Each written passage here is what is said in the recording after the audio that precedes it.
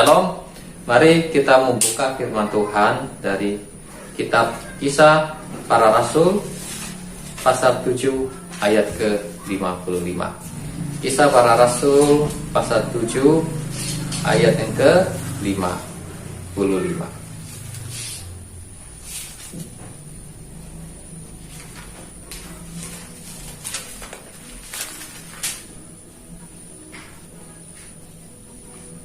Tetapi Stefanus yang penuh dengan Roh Kudus menatap ke langit, lalu melihat kemuliaan Allah, dan Yesus berdiri di sebelah kanan Allah. Di sini firman Tuhan berkata bahwa sebelum Stefanus mati di rejam batu, Stefanus mendapatkan penglihatan dari Tuhan. Stefanus melihat kemuliaan Allah. Stefanus melihat Allah Bapa dan Allah Anak, yaitu Allah Bapa dan Tuhan Yesus berdiri di sebelah kanan Allah Bapa. Ya.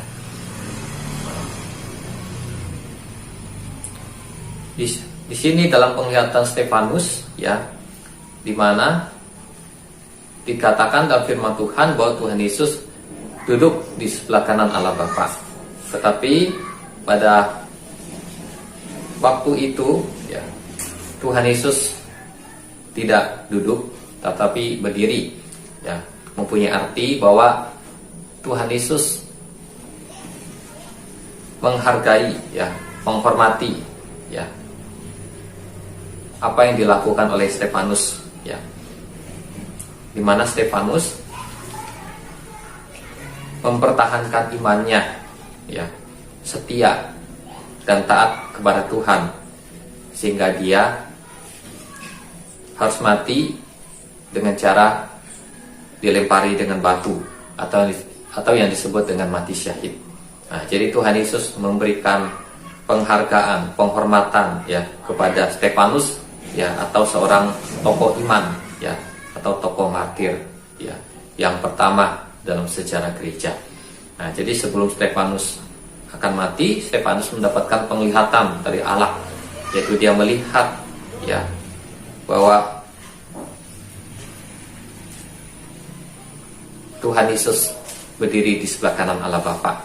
Jadi ada dua pribadi di sini, ada Allah Bapa dan ada anak Allah, yaitu Tuhan Yesus. Nah, kemudian di sini arti yang kedua, ya, di mana penglihatan tentang Tuhan Yesus, yaitu bahwa Tuhan Yesus, ya, menyambut Stefanus, ya. Artinya Tuhan Yesus menerima Stefanus, ya, berkenan, ya. Jadi Stefanus ini, ya, seperti suatu persembahan, ya, suatu korban atau suatu persembahan, ya, melalui kematian martir ini, yaitu untuk Tuhan, untuk kemuliaan Tuhan. Nah, jadi mati martir ini juga adalah suatu rencana Tuhan, ya, untuk gereja Tuhan, ya, sebagaimana Tuhan Yesus juga, ya, yaitu mati, ya, disalibkan atau disebut juga mati martir, ya, mati syahid, itu dengan cara disalibkan. Nah, jadi mati martir atau mati syahid ini adalah rencana Tuhan, ya, sebagai suatu persembahan yang harum kepada Tuhan, ya, di mana Tuhan Yesus juga mati disalibkan sebagai korban persembahan yang harum kepada Allah Bapa, ya, untuk menebus dosa manusia, untuk mendamaikan manusia dengan Allah. Nah, jadi di sini Stefanus adalah martir yang pertama, ya, atau persembahan, ya, korban, ya, melalui mati syahid, ya, sesuai kehendak Tuhan untuk kemuliaan Tuhan. Nah, jadi ketika Stefanus mati, maka dikatakan terjadilah penganiayaan, ya, kepada orang-orang percaya yang ada di Yerusalem pada waktu itu, sehingga akibatnya mereka pergi, ya, ke daerah-daerah lain. Nah, jadi akibat dari kematian Stefanus ini ada dampaknya, yaitu bahwa Injil ini, ya, dibawa pergi, ya, dibawa keluar dari Yerusalem, ya, ke daerah-daerah lain. Nah, jadi melalui kematian Stefanus ini ada dampaknya. Yang pertama, terus yang kedua, ya, di mana pada waktu kematian Stefanus itu ada seorang pemuda ya yang menjaga pakaian orang-orang. Nah, itu adalah Saulus ya. Nah, Saulus yang adalah seorang penganiaya pengikut Kristus pada waktu itu. Nah, tetapi akhirnya di kemudian hari Saulus ya yang adalah orang Farisi ya, dia bertemu dengan Yesus ya dalam perjalanan ke Damsyik, dan di situ dia bertobat percaya kepada Yesus. Nah, jadi dampak-dampak dari kematian Stefanus ini ya ternyata tidak sia-sia ya. Pertama, membawa ya penginjilan ya keluar dari Yerusalem ya ke daerah-daerah lain, sehingga banyak orang boleh mendengarkan Injil, boleh bertobat. Dan kedua adalah di mana Saulus atau Paulus ya berada ya pada waktu itu menjaga pakaian dari orang-orang yang melempar batu kepada Stefanus ya. Nah, jadi Saulus di kemudian hari dia bertobat ya, menjadi percaya Tuhan Yesus dan dipakai Tuhan dengan luar biasa. Nah, jadi mati syahid atau mati martir ini adalah rencana Tuhan ya. Jadi itu adalah rencana Tuhan ya, rencana Allah, sebagaimana Yesus juga mati di kayu salib ya. Nah, jadi Tuhan juga sanggup ya untuk menyelamatkan Stefanus ya, apabila mau dibunuh ya dengan cara apapun ya. Seperti kita lihat dalam kisah Saulus atau Paulus yang ingin dibunuh oleh orang selalu diluputkan ya. Nah, sampai suatu hari ya di mana Rasul Paulus juga sudah tua umurnya dan Tuhan sudah menentukan bahwa Rasul Paulus harus mati syahid, maka Rasul Paulus ya, dia harus mengalami mati martir atau mati syahid ya. Nah, jadi di sini mati martir ini adalah memang rencana Tuhan ya. Ya, karena dalam Injil Yohanes dikatakan kalau benih itu tidak mati, maka dia tidak akan menghasilkan banyak buah. Nah, jadi melalui darah martir maka akan banyak jiwa-jiwa diselamatkan ya. Nama Tuhan akan dimuliakan ya, sehingga penginjilan akan semakin berjalan ya dengan luar biasa ya. Nah, jadi di sini sebelum mati ya, Stefanus mendapatkan kehormatan dari Tuhan, yaitu di mana dia boleh mendapatkan penglihatan ya, yaitu melihat Yesus ya, Kristus ya, berdiri di sebelah kanan Allah Bapa. Nah, jadi Stefanus menatap kepada Tuhan Yesus ya, dia melihat kepada Tuhan Yesus ya, mendapatkan suatu penglihatan yang sangat luar biasa ya, suatu kehormatan, mendapatkan penglihatan yang istimewa dari Tuhan, sehingga dia berkata ya di ayat yang ke-56 ya, lalu katanya, sungguh aku melihat langit terbuka dan anak manusia berdiri di sebelah kanan Allah. Nah, di sini Stefanus berkata, ia bersaksi kepada orang-orang ya. Jadi sebelum Stefanus mati, dia bersaksi ya bahwa Yesus itu adalah putra Allah atau anak Allah yang berada di sebelah kanan Allah Bapa. Nah, di sini dia dikatakan dia melihat langit terbuka ya, melihat langit terbuka ya, mendapatkan penglihatan ya tentang Allah ya, tentang kerajaan surga ya di sini. Nah, jadi pada waktu Stefanus dirempar dengan batu ya, dia dirajam dengan batu. Nah, Stefanus melihat kepada Tuhan Yesus ya, dia fokus ya kepada Tuhan Yesus ya, dia sangat sukacita ya bisa melihat Tuhan Yesus, bisa bertemu dengan Tuhan Yesus ya, bisa melihat Allah Bapa ya, melihat kemuliaan Allah. Nah, jadi ketika Stefanus melihat Tuhan Yesus ya, dan orang-orang yang melempari dia dengan batu ya, jadi Stefanus ya, dia bisa kuat ya dalam menghadapi penganiayaan tersebut ya, di mana dia dibunuh ya, dilempar batu ya, tetapi karena dia melihat kepada Yesus ya, kepada Tuhan Yesus, dan berfokus pada Tuhan Yesus ya, imannya ya, dia sukacita. Maka setiap penganiayaan, setiap penderitaan ya, setiap batu-batu ya yang melukai dia, bahkan yang membunuh dia, itu tidak dirasakannya ya sakit ya. tetapi dia lebih memandang kepada Yesus, ya, sehingga dia boleh sukacita. Nah, jadi demikianlah Stefanus, ya, dia bisa mengalami mati syahid, ya, bisa kuat, ya, dalam menghadapi penganiayaan, ya, merasakan sakit, ya, dari batu-batu yang dilempar oleh orang-orang itu, ya, ke kepalanya, ke tubuhnya, ya, dilempar, ya.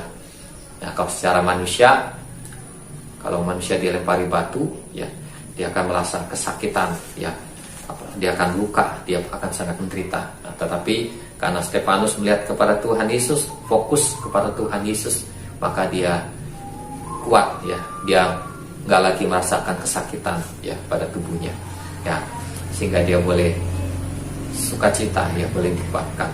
Nah, sehingga sebelum mati Stefanus berkata, Tuhan ampunilah mereka, dan dia berdoa, Tuhan terimalah rohku. Nah, jadi di sini Tuhan Yesus sudah, ya, menyambut, ya, Stefanus, ya, sebagai tokoh martir, ya, tokoh iman yang sulung yang pertama, ya, dalam sejarah gereja.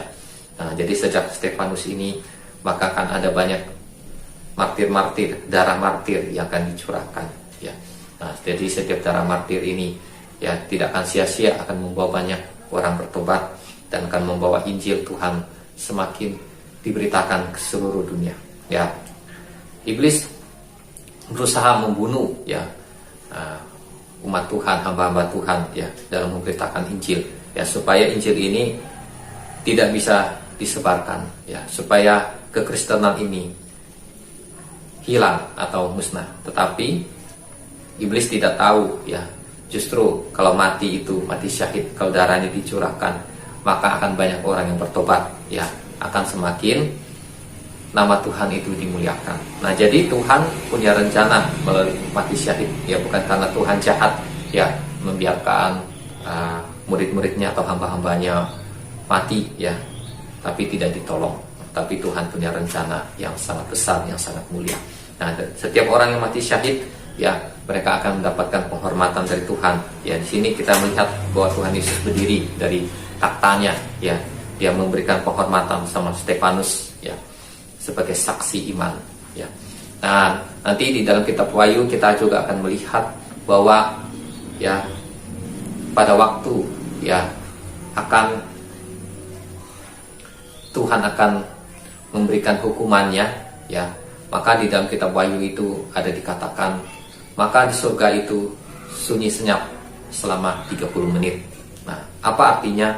Artinya adalah bahwa pada waktu 30 menit itu adalah orang-orang di surga itu mereka menghormati, mengingat, ya, jasa-jasa dari orang-orang martir, ya, tokoh-tokoh iman yang mati syahid. Jadi kalau dalam bahasa itu sehari-hari itu disebut mengheningkan cipta, yang menghormati para pahlawan, ya. Nah, kalau di Indonesia juga, ya, pada hari Hari Pahlawan atau 17 Agustus, nah, itu ada suatu waktu yaitu mengheningkan cipta, ya, mengingat jasa-jasa, ya, pahlawan yang gugur, ya, dalam peperangan. Demikian juga dalam kitab Wahyu kita melihat, ya, ada tertulis di mana pada waktu sebelum Tuhan akan hukum pada zaman Antikris, ya, maka di situ ada setengah jam hening di surga. Nah, disitulah, ya, orang-orang yang ada di surga, yang mereka memberikan penghormatan, ya, kepada tokoh-tokoh iman, ya, yang mati syahid, yang mati martir, ya. Nah, jadi setiap orang yang mati syahid, mati martir itu akan mendapat penghargaan yang istimewa, penghormatan dari Tuhan, ya. Nah, demikian ke-12 murid Yesus, para rasul, ya, termasuk Paulus, ya, semuanya itu adalah mati syahid, ya, mereka semua mati syahid, mereka mengikuti jejak Yesus, ya. Bahkan dikatakan Petrus, ya, sebelum Petrus, ya, dimana dia sebelum dihukum mati, ya, dalam sejarah dikatakan bahwa dia memilih untuk disalibkan terbalik, ya, karena dia merasa tidak layak untuk disalibkan seperti Yesus, maka dia, ya, meminta, ya, untuk disalibkan terbalik, yaitu kepalanya di bawah dan kakinya di atas, ya, walaupun dia disalib tetapi dengan salib terbalik, karena dia merasa enggak gak layak ya untuk disalibkan ya seperti Yesus ya. Nah, karena itu dia salibnya terbalik ya, kepalanya di bawah, kakinya di atas. Nah, demikian dari berita ya, dari informasi dari sejarah gereja ya, bagaimana Petrus mati syahid. Nah, jadi di sini bagaimana Stefanus bisa kuat menghadapi ya kematian atau mati syahid, yaitu karena dia memandang kepada Yesus ya.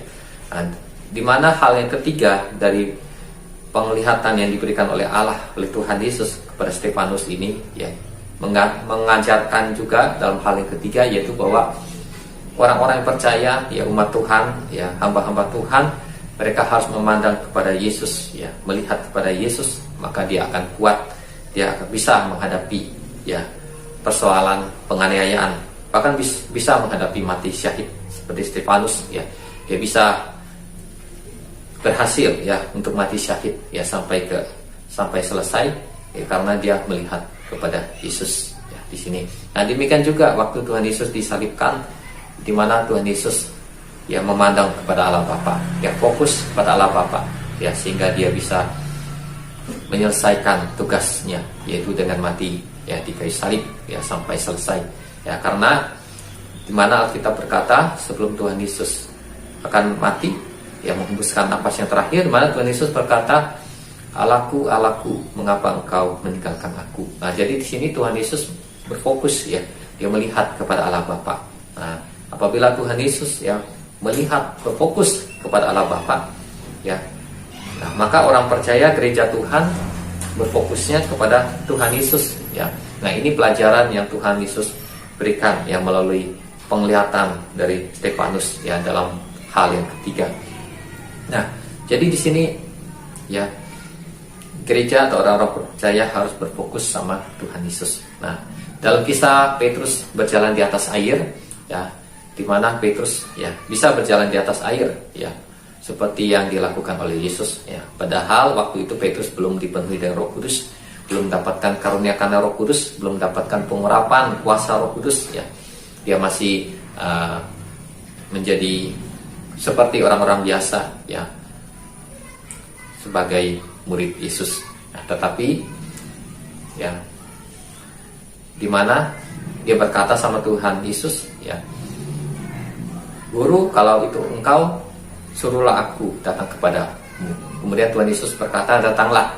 Maka Petrus ya, dia keluar dari perahu dan dia berjalan di atas air. Karena dia memandang kepada Tuhan Yesus, maka dia bisa mengalami mujizat Tuhan, bisa mengalami hal-hal yang ajaib ya. Tapi ketika dia dikatakan dia melihat angin ya yang bertiup ya, dia melihat gelombang ya, dia melihat dengan matanya panca indera ya, keadaan danau ya yang mengerikan ya, di mana angin bertiup kencang, ombak ya. Di situ dia nggak melihat kepada Yesus lagi, dia tidak fokus pada Yesus, maka imannya menjadi lemah ya, sehingga dia tidak mengalami mujizat kuasa Tuhan, sehingga dia jatuh tenggelam.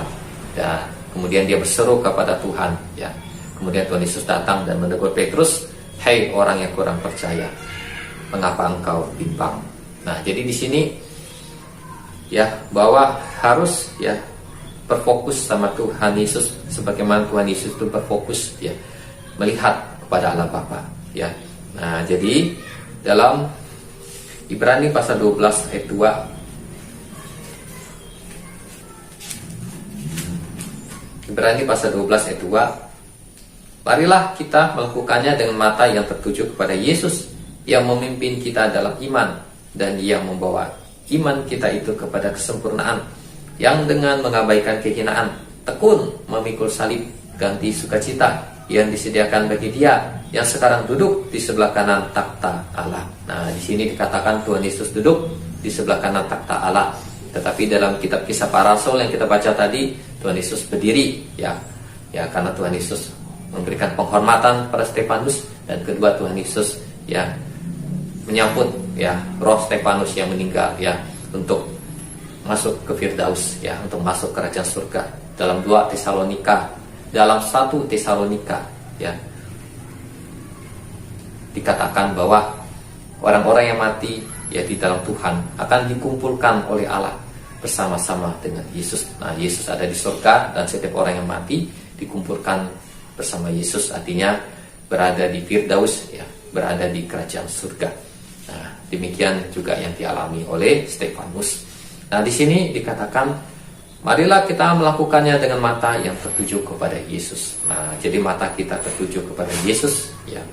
Dalam arti mata di sini bukanlah mata secara jasmani, ya, tetapi adalah mata secara rohani, ya, atau mata iman, ya, iman kita, ya, mata rohani kita, ya, selalu, atau juga berbicara hati kita, ya, tertuju kepada Yesus, ya, berpandang kepada Yesus.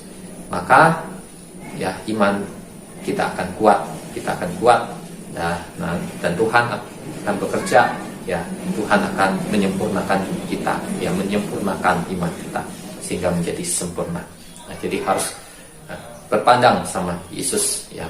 Nah, kalau mata yang tertuju sama Yesus, ya, Kristus atau pribadi Yesus Kristus, juga berbicara adalah mata yang tertuju kepada firman Allah, ya.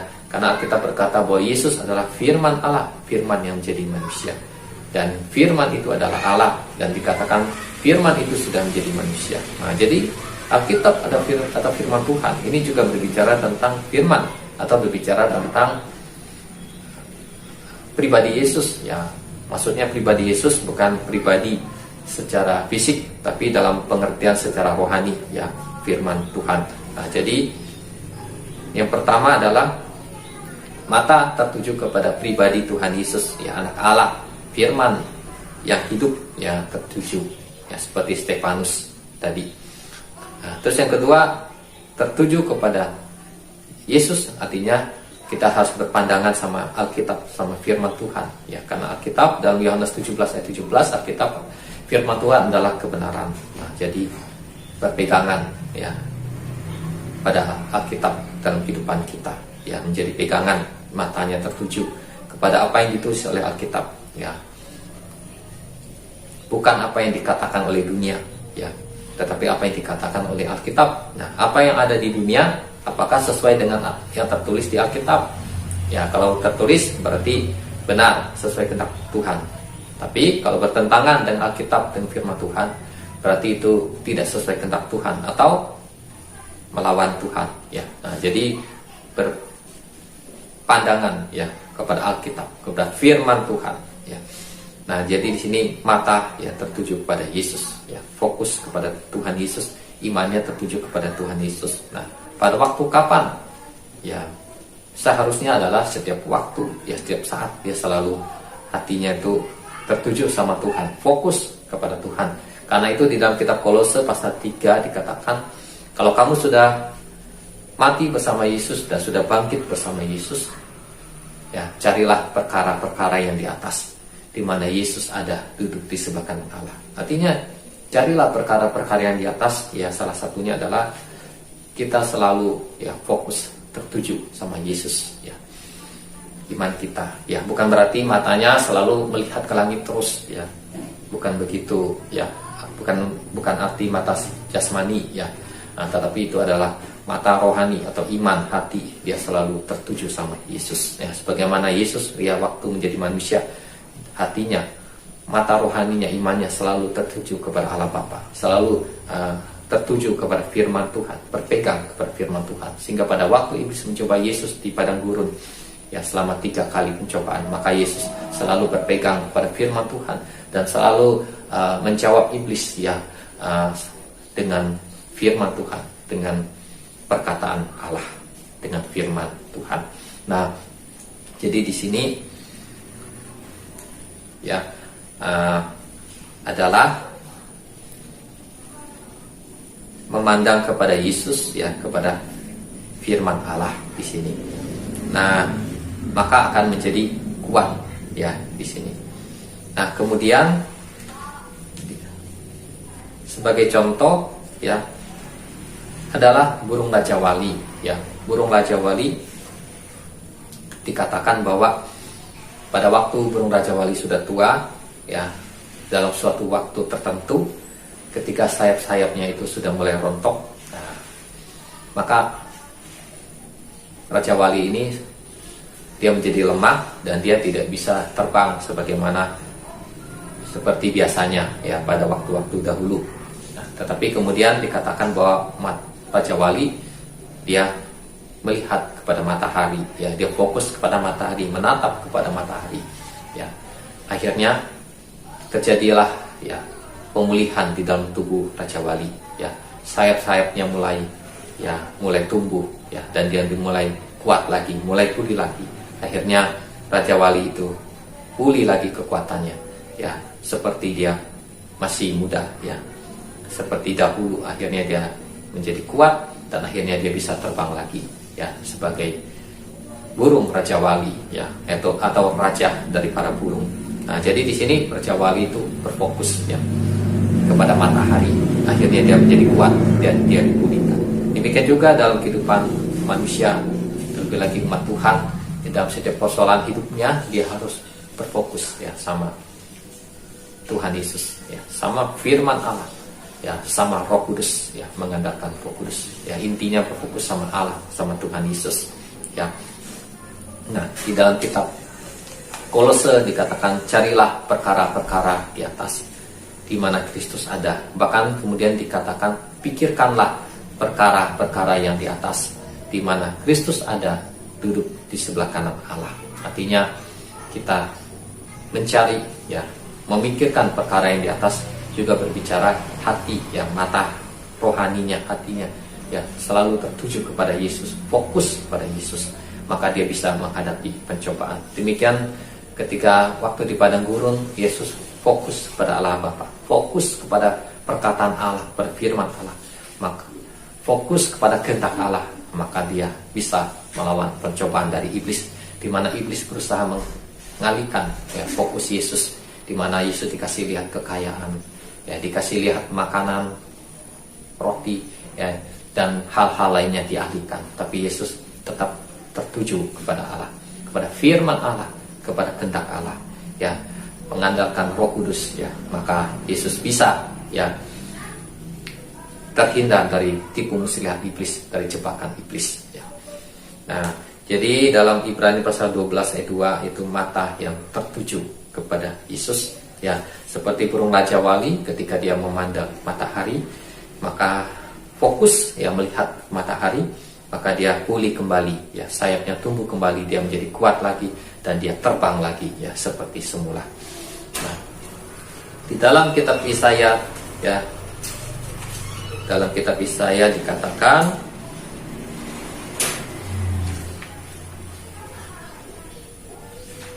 Yesaya 40 ayat 31.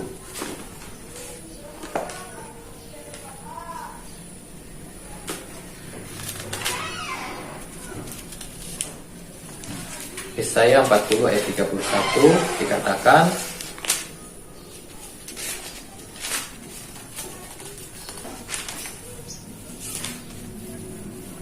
tetapi orang-orang yang menanti-nantikan Tuhan mendapat kekuatan baru. Mereka seumpama Raja Wali yang naik terbang dengan kekuatan sayapnya. Mereka berlari dan tidak menjadi lesu.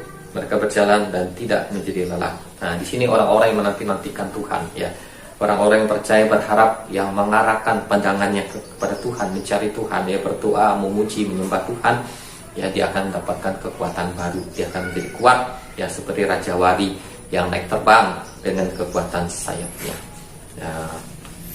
Ya terbang, ya menghadapi badai hidup, ya persoalan, cobaan, tantangan, ya bahkan malapetaka, terutama di hari-hari akhir zaman menjelang Tuhan Yesus datang, ya menjelang kemunculannya Antikristus. Maka umat Tuhan lebih lagi ya fokus ya kepada Yesus, ya. Nah, seperti Raja Wali ya yang terbang dengan kekuatan sayapnya.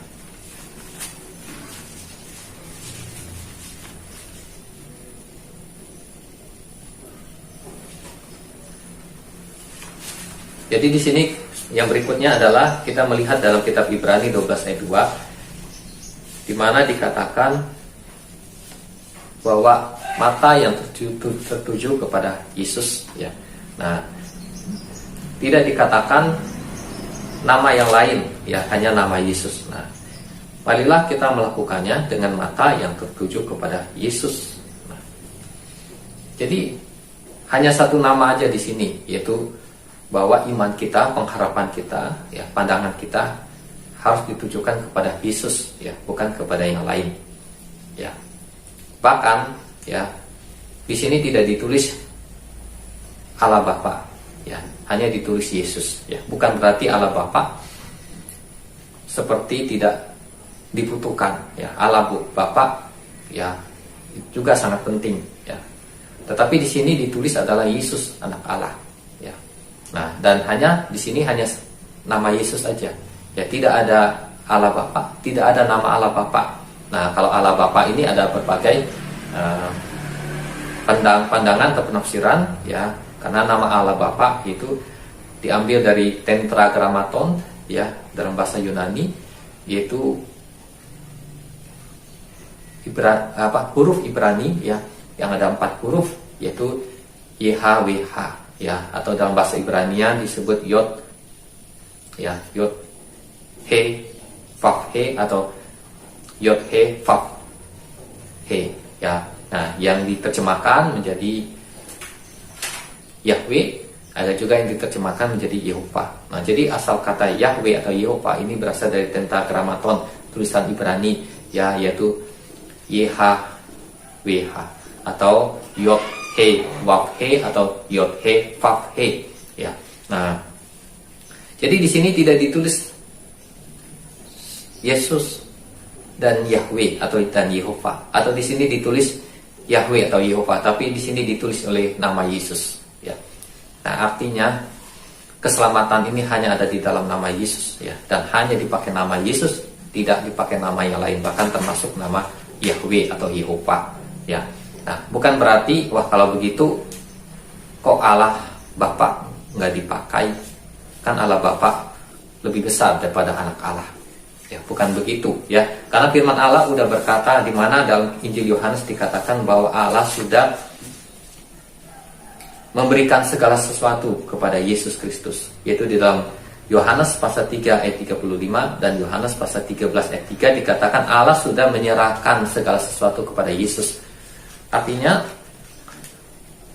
segala sesuatu itu ya sudah Allah serahkan kepada Yesus, ya. Seperti contoh, ya, ada bos dan ada orang kepercayaan bos, ya, apakah dia ajudan kah atau anaknya, ya, kita anggap anaknya aja. Nah, jadi bos pemilik perusahaan dan ada anaknya, ya, dan bos ini sudah menyerahkan, ya, setiap urusan, ya, urusan apapun itu sudah diwakili oleh anaknya, ya, anaknya yang mengurusnya. Jadi dia sudah serahkan sama anaknya. Nah, jadi kalau ada orang mau mengurus sesuatu, dia, ya, nggak perlu, ya, dan dia tidak boleh, ya, datang kepada bos tersebut, ya, karena bos itu sudah menyerahkan kepada orang lain untuk mengurus, ya, bahkan semua perusahaan itu, ya. Bukan berarti bos tersebut tidak punya kuasa, ya, atau tidak dihormati, ya, dia tetap punya kuasa, dia tetap dihormati, ya, tetapi dia sudah menyerahkan, ya, setiap pekerjaan tersebut, tanggung jawab perusahaan tersebut kepada wakilnya, ya, apakah anaknya atau orang kepercayaannya. Dan jadi setiap orang yang berurusan harus datang kepada wakilnya, apakah kepada anaknya atau kepada orang-orang yang sudah ditunjuk, ya, nah, sebagai wakil bos tersebut, ya. Jadi tidak usah datang kepada bos tersebut. Nah, sebaliknya kalau orang saya mau datang sama bos aja, saya mau berbicara, bisa jadi bos itu akan marah, ya, karena dia sudah tidak mengurus hal tersebut, sudah diserahkan kepada orang lain. Demikian Alkitab ini berkata bahwa Allah Bapa sudah menyerahkan segala sesuatu kepada Yesus, ya. Nah, jadi semuanya ada di dalam Yesus dan melalui Yesus, ya. Dalam Yohanes 3 ayat 35 dan Yohanes 13 ayat 3, maka jangan lagi saya ke Yahweh, saya ke Yehova langsung. Nah, ini orang bisa marah, ya, karena Allah sudah mengutus anaknya, sudah susah payah mengutus anaknya datang ke dunia. Jadi Allah itu ingin anaknya dihormati, dimuliakan. Nah, kalau anaknya dihormati, dimuliakan, maka Allah juga dihormati, ya. Jadi saya mau datang sama Allah aja lah, ke Yahweh, langsung ke Yehova, nggak melalui Yesus, ya, berarti tidak sopan, tidak mengikuti aturan, ya. Maka dia harus melalui Yesus, ya, karena di dalam kitab Ibrani dikatakan bahwa Yesus itu adalah keselamatan, ya. Dalam kitab Ibrani dikatakan bahwa Yesus itu adalah, Ibrani pasal 5 ayat 9 dikatakan bahwa Yesus itu adalah pokok keselamatan. Ya, keselamatan itu ada di dalam Yesus. Ya, karena Allah Bapa sudah menyerahkan sepenuhnya semuanya itu kepada Yesus dan di dalam nama Yesus. Maka di sini Rasul Paulus menegaskan bahwa iman kita, mata kita itu harus tertuju sama Yesus, ya, bukan kepada Yahweh, bukan kepada Yehova. Ya, walaupun itu nggak salah, ya, tetapi tidak tepat, ya. Yang harus dilakukan adalah kepada Yesus. Maka di dalam Injil Yohanes itu Yesus mengajarkan murid-muridnya berdoa. Dia bilang, kalau kamu berdoa kepada Allah atau berdoa kepada Yahweh, dikatakan kamu berdoa di dalam namaku, menggunakan namaku, itu nama Yesus. Tidak dikatakan kalau kamu berdoa kepada Yahweh atau Yehova, kamu menggunakan nama Yahweh, menggunakan nama Yehova, ya. Tapi kamu harus memakai namaku, nama Yesus. Nah, ini Yesus sendiri yang ngomong, ya, bukan manusia, bukan Paulus, bukan Petrus. Dia sendiri yang ngomong harus memakai namaku. Ya, dalam Yohanes 14 ayat 6 dikatakan, akulah jalan, kebenaran, dan hidup. Tidak ada seorang pun yang datang kepada Bapa, kepada Allah, kalau tidak melalui aku. Nah, jadi di sini Rasul Paulus menulis bahwa marilah kita melakukannya dengan mata yang tertuju kepada Yesus, ya. Ya, harus kepada Yesus, ya. Nama Yesus, ya, tidak ada nama yang lain, ya. Nah, di sini, ya, nama Yesus. Jadi di dalam Injil Yohanes juga dikatakan, barang siapa tidak mengaku anak, ia juga tidak memiliki Bapa. Ya. Nah, jadi manusia nggak bisa, ya, mengabaikan Yesus. Nah, tidak perlu Yesus tapi langsung datang kepada Bapa, tidak bisa. Ya, dia harus mengakui Yesus baru bisa memiliki Bapa. Ya, baru Bapa berkenan. Ya. Karena itu kita harus memandang kepada Tuhan Yesus dan juga mengakui Yesus Kristus, ya, sebagai Tuhan dalam kehidupan kita, ya, sebagai Raja di atas segala raja, sebagai Tuhan dalam kehidupan kita. Demikian firman Tuhan. Tuhan Yesus memberkati. Amin.